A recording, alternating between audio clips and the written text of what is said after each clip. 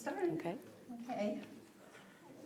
We were just talking about the fact that so many people came out on such a hot day. We're glad you weathered the heat to come to the nice, cool interior here. So, I'm Jenny Peterson, President of Genealogy Society, and I'm glad to welcome you here. We're looking forward to today's presentation by some of our own. Charlene Brownson, Doreen Towne, and Holly Hill have all been volunteers at the Genealogy Center and have been instrumental in the project we're going to learn about today, walking through history on the linear trail and the history and background and early settlers of Manhattan, which is the focus on the project. I don't want to go into a whole lot more detail because I think they're going to tell their story. So I will, with that introduction, turn it over to Charlene, who is going to be the first speaker today. Thank you. I'll just use the mic up here, I think. Hello, can you hear me okay? Yes. Okay. Okay, well, this project is a project, Walking Through History on the Linear Trail, that the Genealogy Society initiated. The purpose was to install 10 historical markers on the linear trail to share the stories that helped shape our community and spark an interest in local history in Manhattan's past, and using the trail as an educational resource. If you haven't been out on the trail, it was one of the quality of life bonds issued in the late 80s. It's a family-friendly walking trail and bike trail.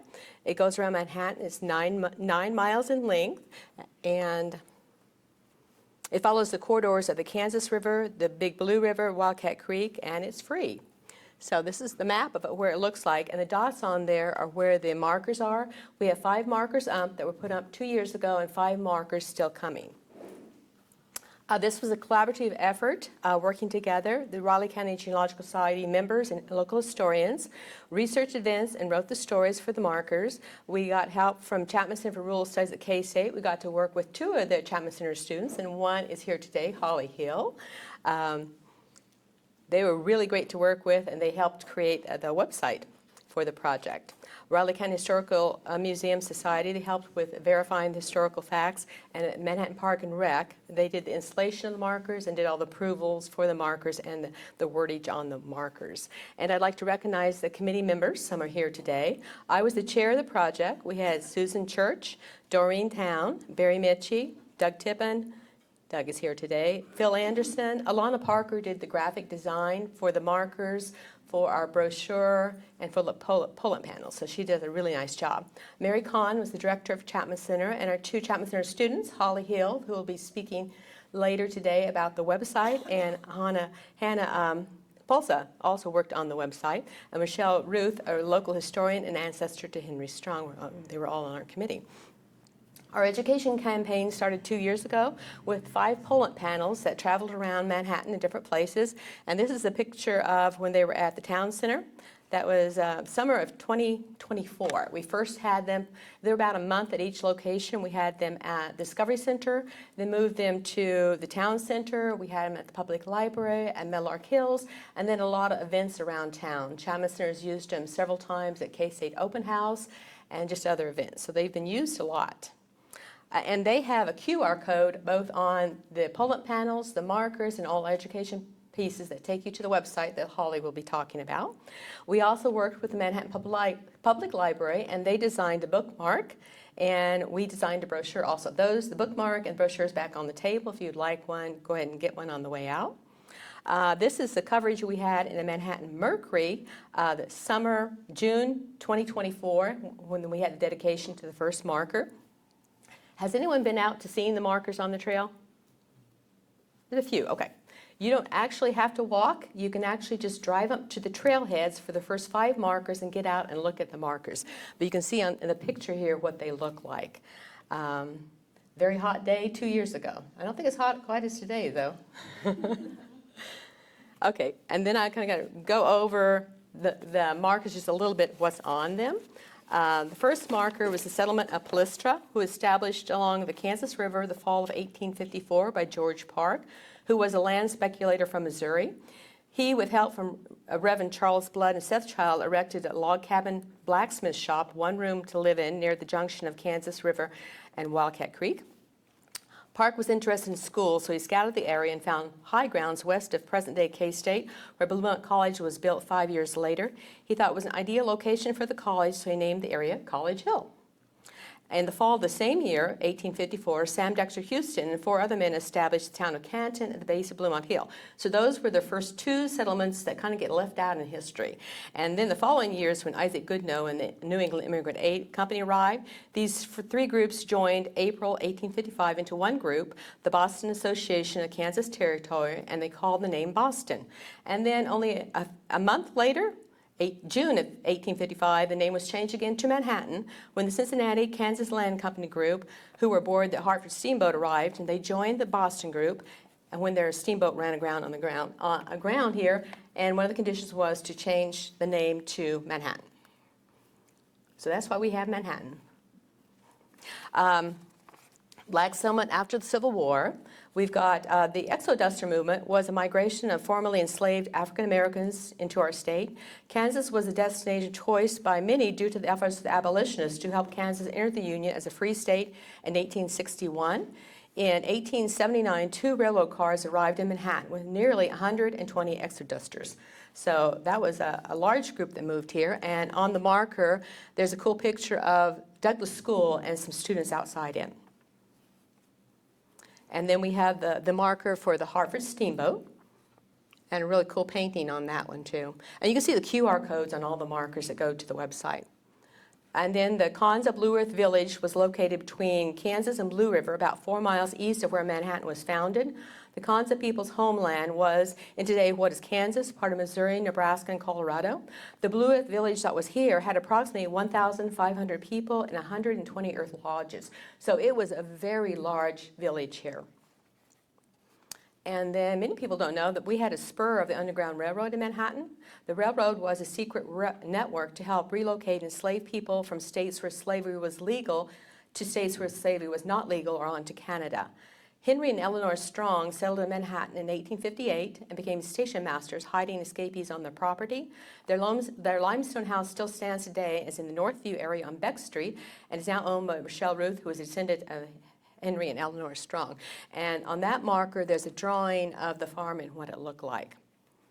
So those are the first 5 markers that are installed on the trail. And the next 5 markers are coming soon.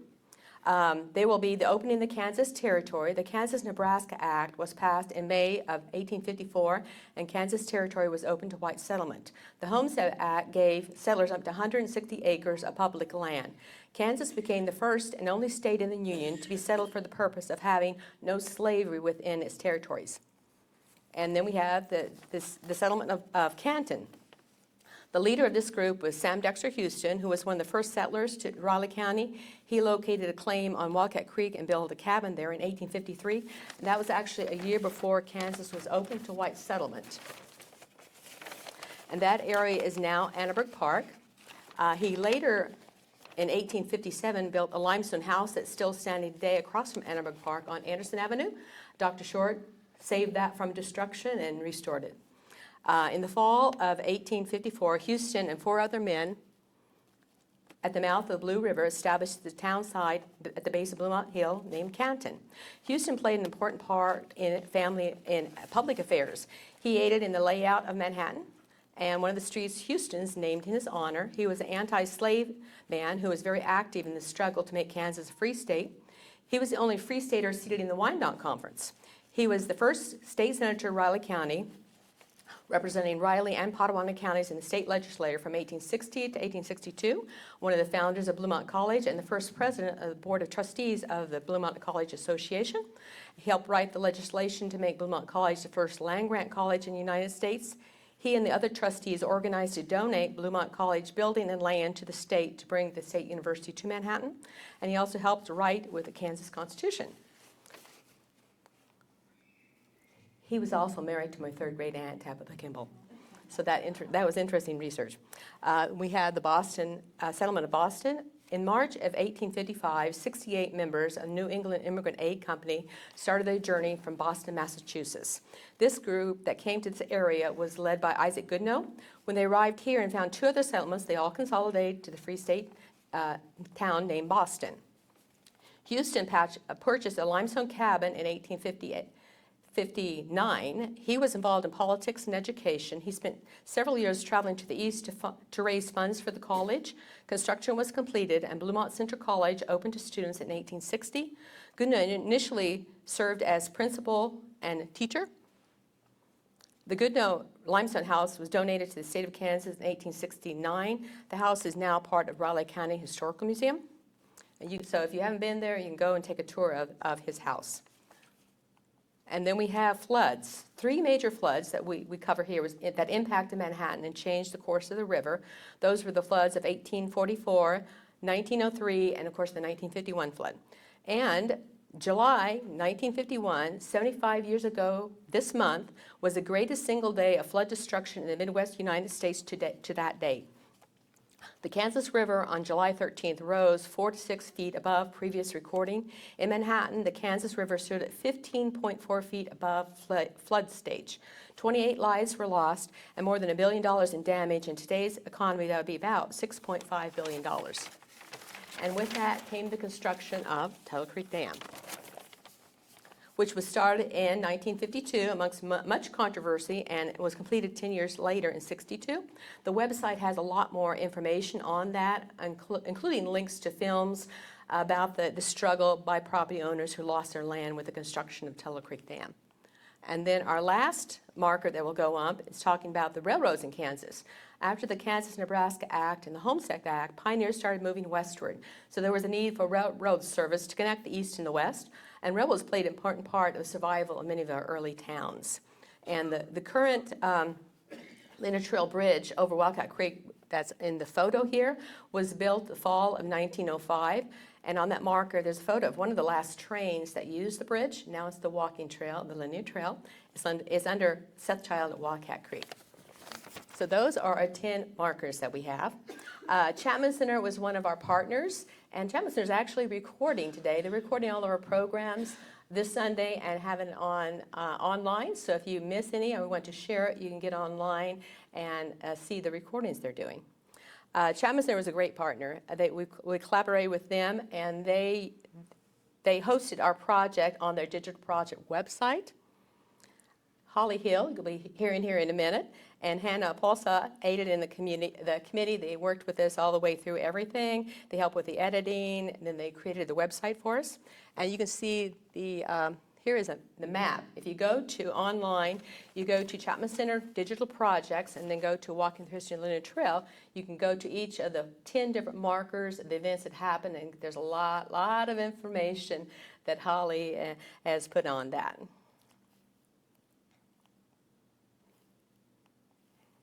I'm not advancing. And I seem to be stuck here.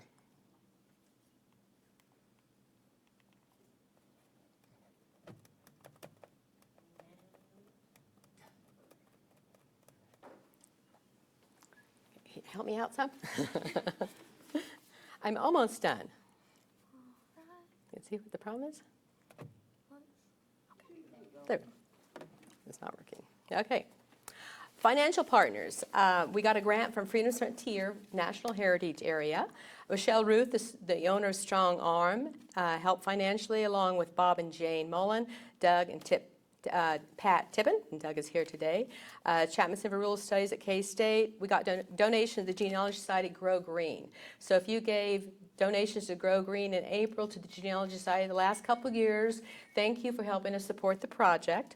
And the Butler Family Community Foundation is wonderful supporters for the Genealogy Society, and then the City of Manhattan for the installation of the markers. So we were very surprised to receive some awards from Freedom's Frontier. We got the Judy Billings Most Valuable Project issued to a partner who best communicates the theme of settlement of the Western Frontier, Freedom's Frontier National Heritage Area 2024 Grant Award winner. So we're very pleased to have those 2 awards. And I'm going to bring up our next speaker, Doreen Towne. She was kind of the lead person for the layout and editing of our coloring book. Hopefully everybody grabbed a coloring book on the way out. We got some funds to cover the first printing of the coloring book, so they're free for anyone to have. So we'll just take a minute and change people here.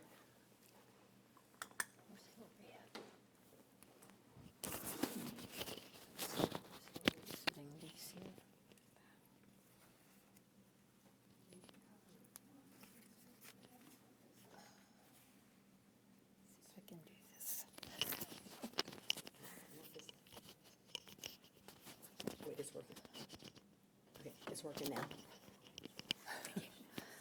I'm not a public speaker. I don't really like to do this, but I like to talk, but I don't like to talk in front of people. Well, we had all this information from the markers, and so. Doreen, if you're not going to stand behind the mic, maybe we should give you the portable. Oh, you can't hear me with this? That's just for that. That's okay. I'll just move it. Okay. I don't like to stand behind a podium. Anyway, we had all this information from the markers, and we'd done a lot of research. And so one of the things that we had a project in 2020 with a historical museum and historical society doing a coloring book on the 20 women that were recognized for history in Manhattan. So since we had all this information, Charlene kind of came up with the idea, let's do a coloring book. So we talked about different layouts and how we were going to do this. And first, the person that had done the illustrations for the women in Manhattan was Hillary Whalen and Waleen. And Hillary is here today. There she is. I was looking for you.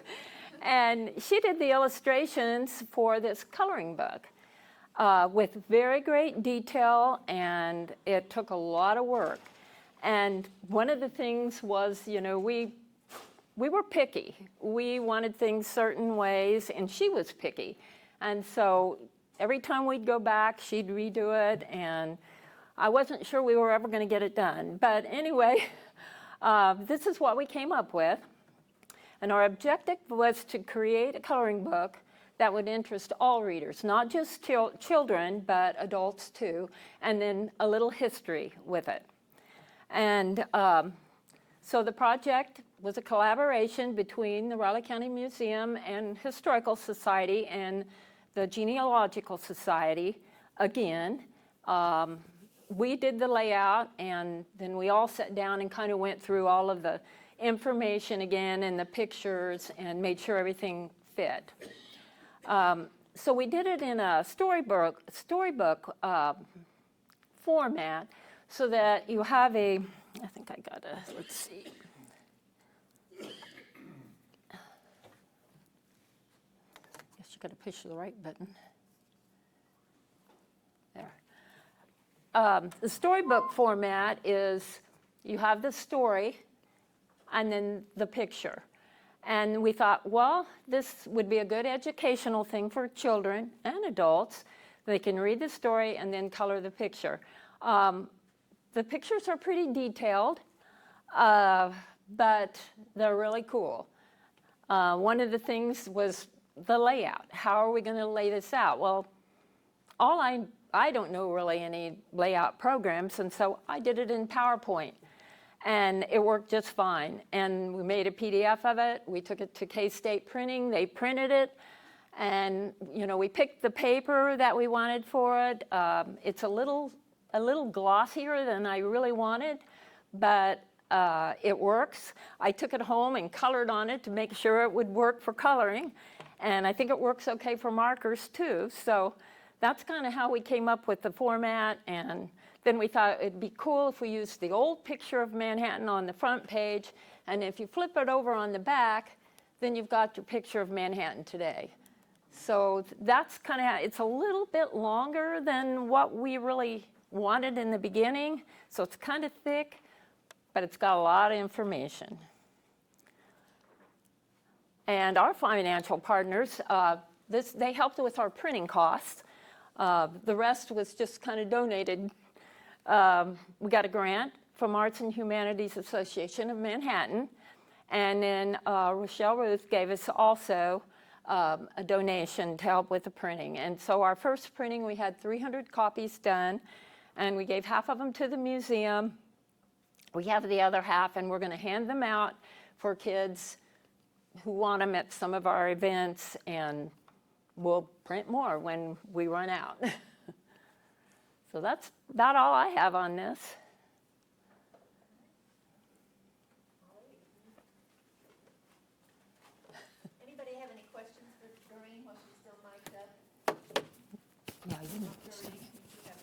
Yeah. Are these coloring books available to elementary schools, like on Kansas Day celebrations and things?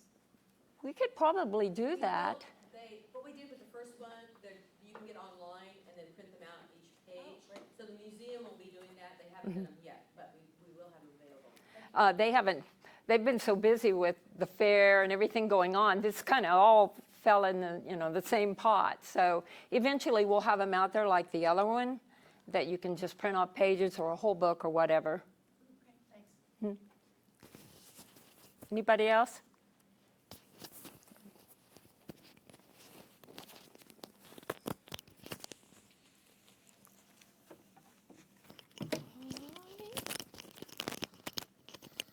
This little microphone has to do with the video camera.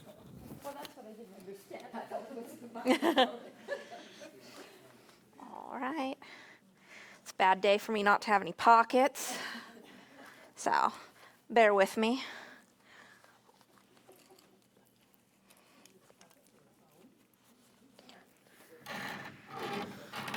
All righty. I am attached. You can hear me. Awesome. And all of you can presumably hear me as well. So, I will be taking you through the website. So we'll be leaving PowerPoint over here and heading over to the website. So what you pull up, so what I'm pulling up is what you get from using the QR code. So take you there and I'll show you all how to navigate it, some of the thought processes we put into it and things like that. But yes. Alrighty, so I guess before I go too much into the website itself, I'll tell you a little bit about why I think the website is such a valuable resource to have, right? So first off, the great thing about having, the dozen or so researchers who come together is, you get a lot of different perspectives, you get a lot of information, and everyone thinks something different might be important. And so you end up with a lot of surplus information, right? Because we saw the markers and we had to narrow that down to what, 250-ish words. But then we had these, like 1,000 plus extra words and all these other details that were like, these are still important, but we want people to know these things. So why don't we put it on the website, right? So yes, because historians in general, we're not very good at condensing things down, are we? We sure like to give you all the information about everything. We're very good at going on and on forever. So this gave us the opportunity to go on forever if need be. And you know what? It's basically unlimited. So this is only a taste, really, right, of what you could put onto the website. All right, and another great thing is that it helps make history, in the history of Manhattan here, much more accessible to everybody, right? So not everyone has the means, the time, the ability to go out to the linear trail and walk on it. So this lets you do it from the comfort of your home if you so wish to. So it's not limited just people who are here in Manhattan. Anyone, anywhere can access the information of the linear trail from wherever they are. All right. And another really good thing about being able to put things on the website is, on top of extra information, we also include extra resources. So you have extra information, you have extra things to watch and read, like Charlene mentioned. So that means we have, and these are all resources we have verified, we have authenticated and things like that. So so if people have questions, we're just not letting them loose to like Google AI results, right? That may or may not be accurate. So this gives people the opportunity to get maybe some questions answered in a way that might be more historically accurate than just a regular old Google search. All right, so basically, win-win-win, all three things that we have going here. All right, so I will go ahead and show you how this whole thing is set up.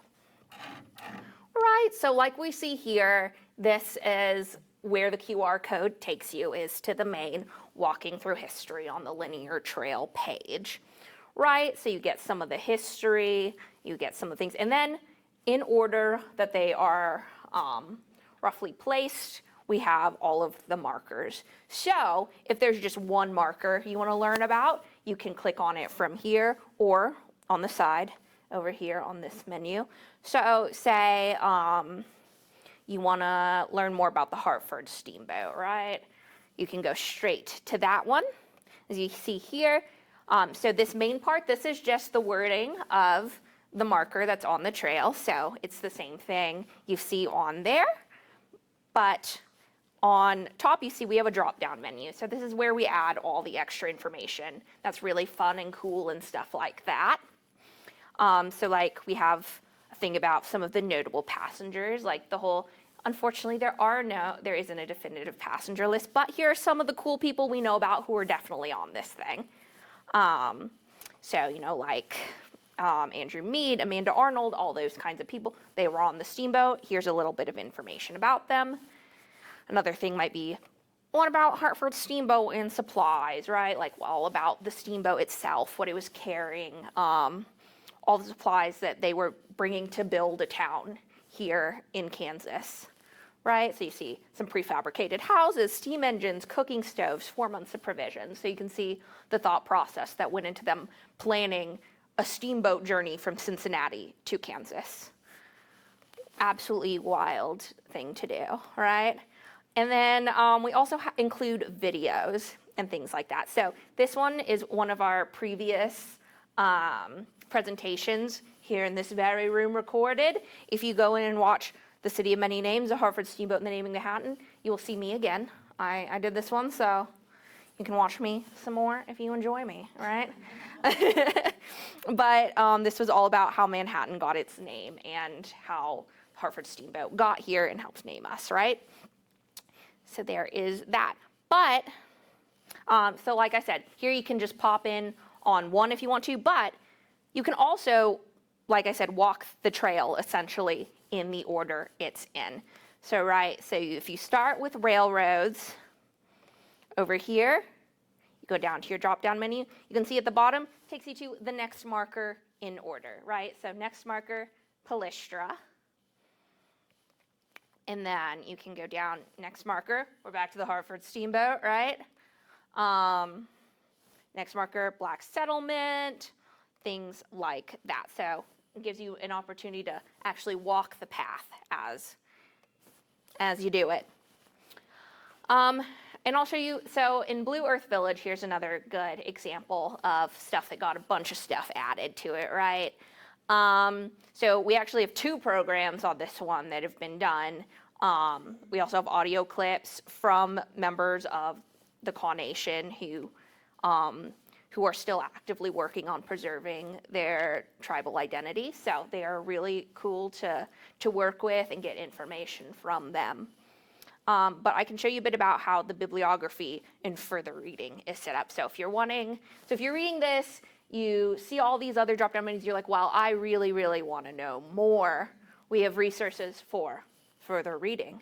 And where did we get all of our information from, right? So we have it split up into primary sources and secondary sources, right? So for primary sources here, we have an adventurer's, his tale of the expedition that took them through Kaw territory. And then our secondary sources, right? We have a lot of the Kaw Nation's website directly. We have a bunch of cool books you can read. A great article by Dr. Ritterbusch, who, you know, works right here at K-State here in Manhattan. So she's got awesome resources on this thing. So things like that, so you can access those. Let's see, what's another good one to kind of... Yes, and on this one, I believe we have further viewing as well included, right? So if you go to Underground Railroad, you can access also further viewing videos. So in this case, this one, like if you click on those links, they take you straight over, you know, to whatever you're needing to do. We're trying to make this as easy to access, as easy to do more research as humanly possible, right? Like history shouldn't be hard, right? So we want to make it easy, because that's sort of the fun part about getting to do this for work, for fun, is like sharing everything you know is just as important as knowing all the things, right? Because what's the point of having all this information if you keep it all bottled up to yourself, right? So this makes it so that everybody can get a chance to learn about some fun stuff. But yes, you can, and so in this case, Underground Railroad is the last one, so you see it ends here. So now you'll go back to previous marker here in this case. Alrighty. All right, and so the great thing about this website being up here is that, you know, it's all still a work in progress, right? So if you, as community members on the trail, are going through and you think, wow, there are some books, there are some resources, some newspaper clippings that I think are really relevant and should be added and should be accessible to this, that is definitely something to reach out to the Chapman Center with, right? Because these are things that can always be added. You know, can always be added to the more things change. And, you know, all the markers, as we know, aren't totally up yet. So until those are up, there's still a lot of room for change on website things as well. And even though I am not with the Chapman Center anymore, I know all the people who I have left behind can do all these great things as well. Does anyone have any questions about the website part specifically? Do you have any way of knowing how many clicks are coming from the actual markers on the trail? I do not. I don't know the answer to that. That would definitely be something the Chapman Center would have access to, probably. I know they have access to analytics. I don't know how many are. I don't know what exactly those analytics show, though. Any other questions? Do you want to point out where the actual markers are, kind of, in terms of the, I mean, you went through them in order, but you were going from left to right, I think. It might be interesting to point out what trailheads they're on. Yeah, so we do have them nice and color-coded up here. So you can follow along from, it goes from here going this direction, it looks like. Oh, they're not totally in order on this one, are they? All right.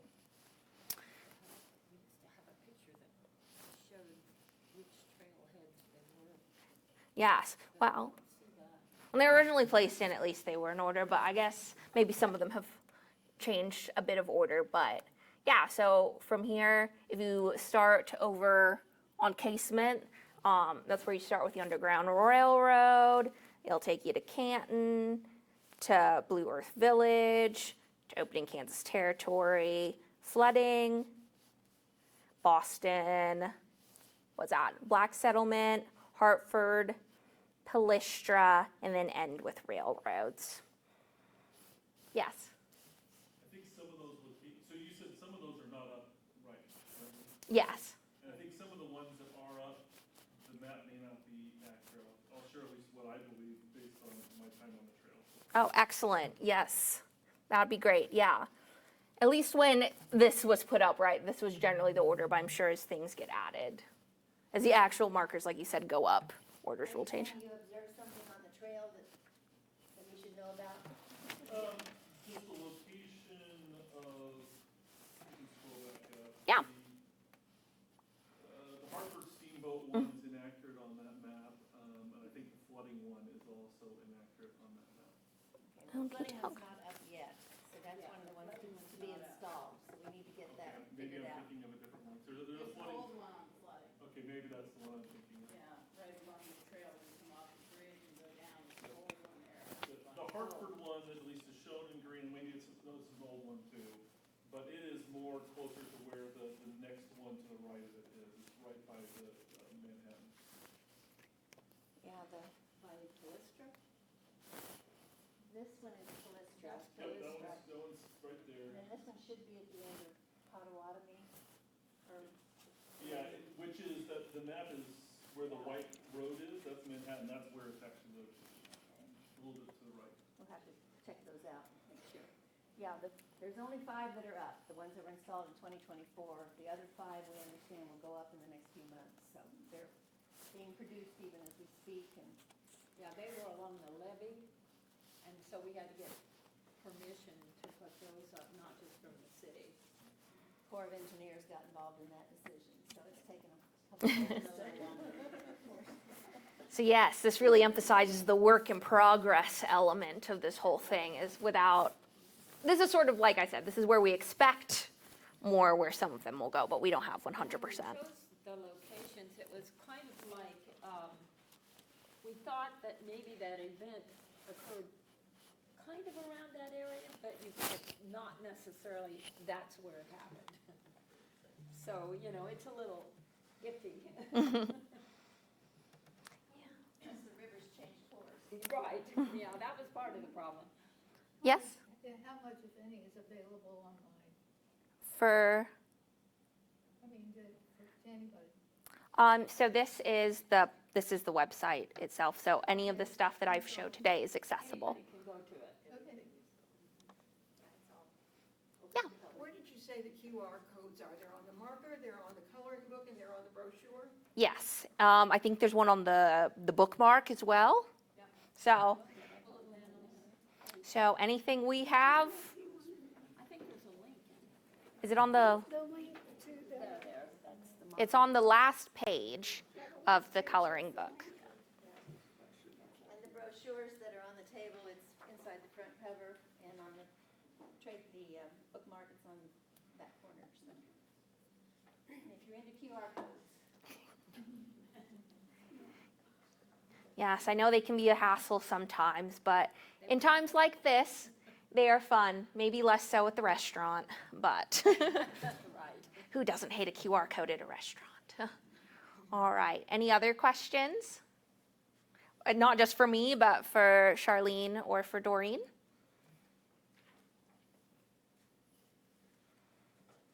So we'll keep you abreast of when the other 5 markers go up, but do take advantage of stopping and seeing them. They mostly are right at trailheads, so you don't have to do any more than get out of your car and take a few steps and look at it and get back in your car and move on to the next one. Yeah, you had a question? Where is the Cessna Family Farm? Let me see. That's another project, but I'm happy to click on it and show you a little bit about it. I do not know exactly. It looks like it's near Rago, Kansas. In Rago, Kansas. El Dorado, yeah, that's Butler County. I know. Okay. Well, my mother worked for Cessna Aircraft Company, and that's why I go, in this area? No, but yeah, you can, when you're on here, you don't just get access to this one walking through history project. You can also, The lost communities. yeah, yes, and this is a whole, Just a world of Yeah. information on there. and this is a whole separate website as well, so.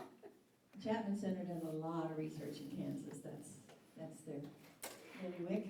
Yes, yeah, I can say that walking through history on the linear trail and then that Lost Kansas Communities Project, those were my babies in my time there. So my blood, sweat, and tears have gone into the behind the scenes of making this all look even somewhat nice and easy to access. Have you been to all those sites? I have not been to all of the sites, no.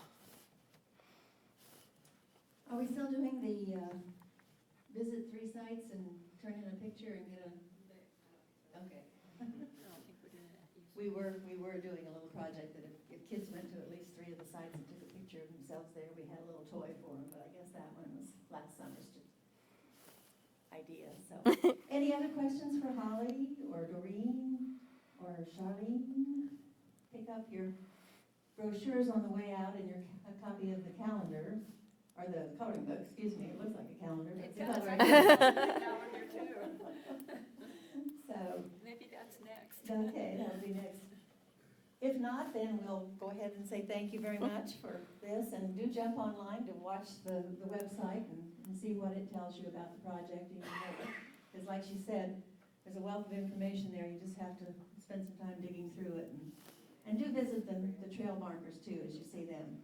There's going to be a 6th one go up this summer too, hopefully at the site of our genealogical library, the Platt House. So we will be putting that up too as when the other ones are done. So lots of history to learn about Manhattan. So next month, our program is going to also be talking a little bit about the Kaw Nation. Return of the Sacred Red Rock documentary screening. You may know the story of the Kaw Nation's Red Rock having been housed at Lawrence for decades. And in 2024, it was returned to them, giving it back to the tribe because it was sacred to the tribe. And in the process of returning it to them, there was a documentary made. And we will be showing that documentary and talking about it. And there will be members of the board of the Kansa Heritage Society here to answer questions following the screening of the film, as I understand. So that's going to be on August 23rd, again, here in the library, 2:30. Charlene, is there more I should be saying about that? You're the one that's been in contact with them, so. Another announcement, okay, that works too. This is historical related. America 250 committee is something that the chamber has organized, and we are working on a time capsule. So if you have any items that you would like to be buried for 50 years in a time capsule, the historical museum is organizing that. And we just ordered a marker for that too, because they'll be buried once they get approved in the parking lot, probably at the historical museum. So if you have any ideas about what life was like this year in Manhattan, Kansas, you won't be driving us back in 50 years, but they're looking for items to submit your idea to the committee, and they'll review it. And so that's one of the projects. So if you know anyone, we want to share something like that, we have America 250 quilt that Ginny helped with. That it was a school project. The kids made quilt squares, and then Ginny and her quilting club sewed it all together, made a really cool quilt, visiting different locations around town this summer, and it will be buried for 50 years. So, So some of those survive. And I want to especially thank Holly that she did such a super job with the website, and she was all committee meetings, and she did so much work. We really appreciate her work. And Doreen, she was wonderful at editing and heading up the coloring book. And Doug is here. He helped with the committee too. I don't have any other committee members here. And Hillary, stand up. She's our illustrator, both in the first coloring book and the second coloring book. So we really appreciate all her efforts with that. Lots of fine black lines. Yes. A lot of redos when we got something wrong. She would redo it after putting many, many hours in the one. We got the wrong Indian village. If I can say thank you to anybody, it's to you guys. Okay. Oh. Please do. If I can say thank you to anybody, it's to all of you, from the Genealogy Society to the Historical Society to the Historical Museum, but also to Mr. Tippin. He was my social studies teacher, and he made a huge impact on me for the love of history. I love history, but art is my passion, so I want to combine those two. It is my intention that we can create more historical coloring books in the future.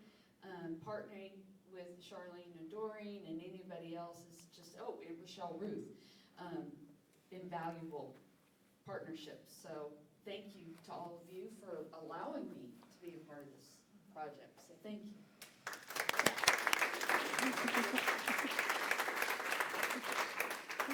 Lots of people have a hand in what we've done and what we're going to be doing. So glad to have partners throughout the community. We love having Holly because, as you can tell, she's a slightly different generation than the rest of us. She has those technological skills that allowed her and Hannah to put together together our lovely website and the things that that offers to us too. So some of us in my age group are still learning how to deal with things like that, but it's nice to have people on board who volunteer their time and their experience to help us move into the 21st century a little bit further. Any other comments or questions? Or if not, thank you all again for coming out this afternoon. We hope to see you on August 23rd.